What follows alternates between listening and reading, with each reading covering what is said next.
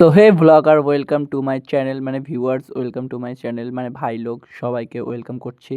আজকে আবার একটা নতুন ভিডিও নিয়ে চলে এসেছি। দেখো আমরা সবাই মিলে আজকে যাচ্ছি হলো কোথায় যাচ্ছি সেটা বলবো না, যদিও বা পরে দেখে নেবা, তোমরা শেষ পর্যন্ত দেখতে হবে এর জন্য। দেখো গাড়িতে সবাই আছে, পেছনে আমাদের আর একটা গাড়ি আছে। তো দুটো গাড়ি হয়েছে, দুটো গাড়ি করে সবাই যাচ্ছে, এখনও সবাই এসে পৌঁছায়নি। আর আমি তো যেখানে থাকবো সেখানে একটা জ্বালা। তো এরকম জ্বালাতে জ্বালাতে সারা রাস্তা সবাইকে জ্বালাতে জ্বালাতে আমরা এখন চলে এসেছি এটা কোথায়, দেখো আমরা কি সুন্দর লাল গাড়িতে করে চলে এসেছি রবীন্দ্র ভবন। কারা কারা এই ভবনটি চেনো অবশ্যই বলবা। রবীন্দ্র ভবনে পরে ঢুকবো, আপাতত গাড়িতে নেমে দেখো চলে এসেছি গঙ্গার পাড়ে। গঙ্গার পাড়ে তো এসে হালকা হালকা ঠান্ডা ঠান্ডা লাগছে, আবার হালকা হালকা মজা তো সেই হয়েছে, ব্যাস সেই মজা। সবাই কত সুন্দর মজা করছি, মজা করতে করতে আমরা দেখছি যে কত সুন্দর গঙ্গাতে জোয়ার ঢুকছে, তখন আর কি জোয়ার আসছে। আর এইদিকে সুপর্ণাদিরা হেঁটে আসছে আর আমি ওদের ভিডিও করছি। আমার তখন গানটা এরকম করতে ইচ্ছে হচ্ছিল, জয় জয় মা রানী মা। আমি ভাবছিলাম এই গানটা করবো, করিনি, যদি বা ওরা বকা দেবে, যদি আমার বকা দেয় হয়ে যাবে ওখানে। দেখো এখন সবাই মিলে আমরা ফটো তুলবো, গঙ্গার জলটা একটু মাথায় ছিটালাম, তার জন্য গঙ্গার পাড়ে গেলাম, সবাই মিলে ফটো তুলছি। আর এখান দিয়ে একটা আঙ্কেল আমাদের ভিডিও করে দিচ্ছে, অসম্ভব মজা করেছি। এরা সবাই খুব ভালো। আর আমি খুব একটু জ্বালাতন করা একটা পাবলিক পার্সন। তো এখান থেকে আমরা গঙ্গার পাড় থেকে চলে গেছিলাম হলো একটা খবরের কাগজের ক্যাফেতে। এখানটায় গিয়ে আমরা খেয়ে নিয়েছি চা। সবাই মিলে চাটা খেয়ে দিয়ে বিল পেমেন্ট করে আমরা এখান থেকে বেরিয়ে পড়েছিল রবীন্দ্র ভবনে ঢোকার জন্য। যে যার ব্যাডিং নিয়ে নিয়েছে, দেখো সবাই যাচ্ছে রবীন্দ্র ভবনে আর আমি পেছনে আছি। চাপ নেই, এই কটা লোক না, আরও লোক আছে, আরও অনেক লোক। এখন আমরা সবাই এখান থেকে চলে এসেছিল সোজা মেকআপ রুমে মেকআপ করতে।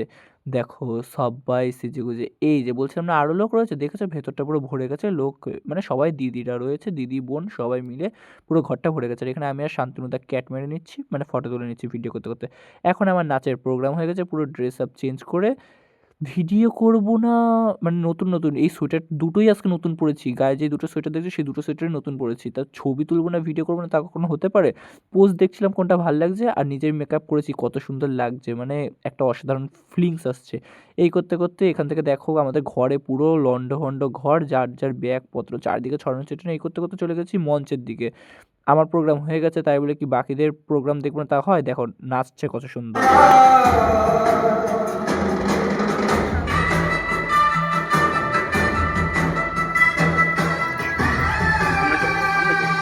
তো ঠিক এখান থেকে প্রোগ্রাম দেখে চলে এসেছি হলো মেকআপ রুমে। সবাই এখন আমাদের নাচের প্রোগ্রাম শেষ হয়ে গেছে, মেকআপ তুলতে ব্যস্ত। আর আমি এদিকে সুমনাদির আজকে পিছনে একদম আদা জল খেয়ে পড়েছি যে ও মেকআপ তুলবে আর আমি ভিডিও করব, মানে ওকে বাজে দেখাতেই হবে আজকে আমার ভিডিওটা। আমার ভিডিও আজকে ভাইরাল হতেই হবে যে করে হোক। সুমনাদি এখানে হাসবে না কাঁদবে বুঝতে পারছে না। এই করতে করতে আমি আবার মৌসুমিদির পেছনে লাগছি, মৌসুমিদি অবাক হয়ে গেছে যে তুই ওর পেছনে ছেড়ে আমার পেছনে কেন পড়লি। আর এখানে সুস্মিতা আমার থেকে 23 বছর, সরি 23 দিনের বড় দিদি, ও এখানে কপালে দিয়ে টিস্যু দিয়ে সিঁদুরটা এমনভাবে তুলছে, আমি বলছি ভাগ্যের লেখা তুলছে। এই করতে করতে ব্যাস আমার তো আবার সবার পেছনে না জ্বালালে হয় না। এখানে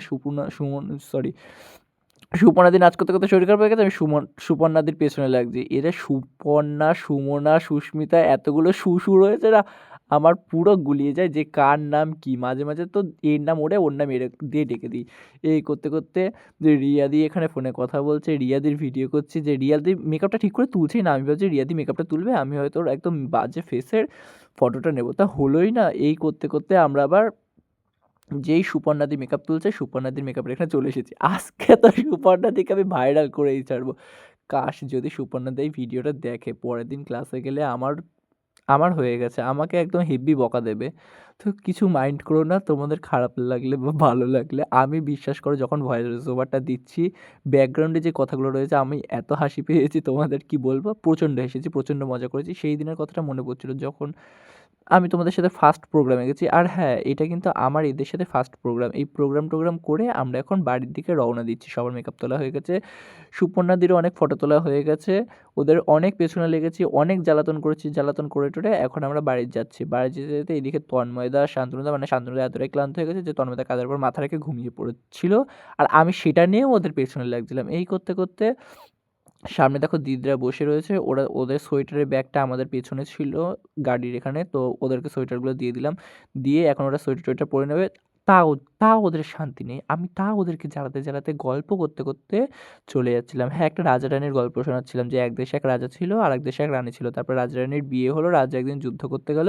যুদ্ধ করতে গিয়ে দেখো কথা বলতে কিন্তু আমরা রবীন্দ্র ভবন থেকে বেরিয়ে যাচ্ছি। ওই দেখো রবীন্দ্র ভবন আর আমরা এখান থেকে বেরিয়ে যাচ্ছি। হ্যাঁ, তারপরে গল্পটা শোনো। এক দেশে এক রাজা ছিল, এক দেশে এক রানী ছিল। তারপর রাজা রানী দুজনে বিয়ে করল।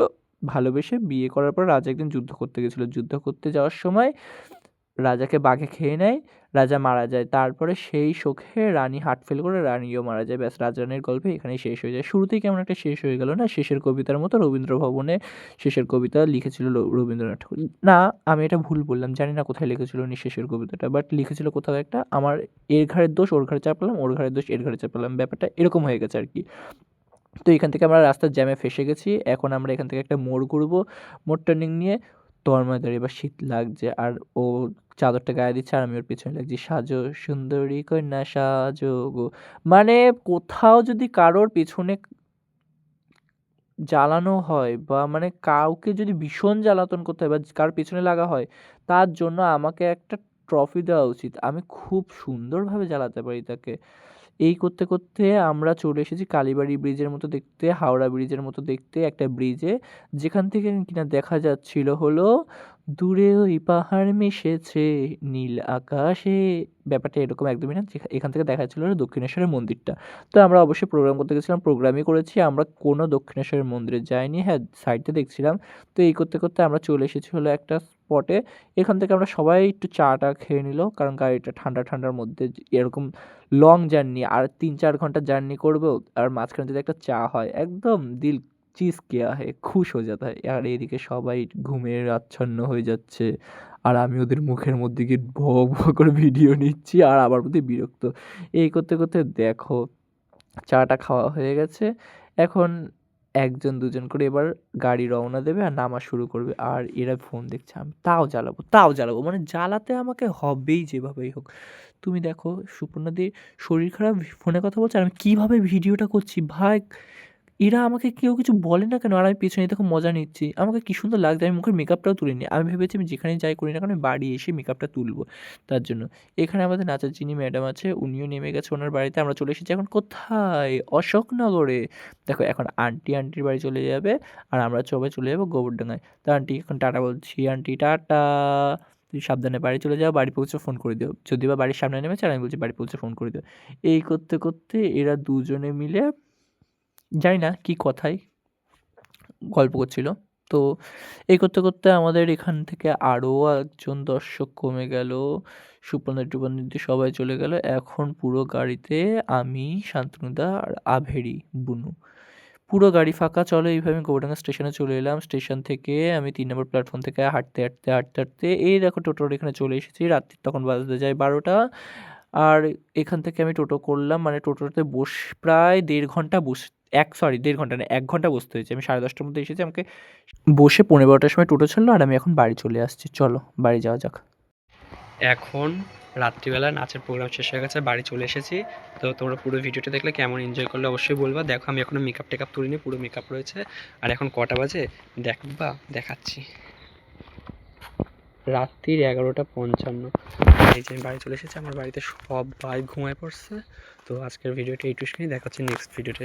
তার জন্য সবাইকে বাই বাই।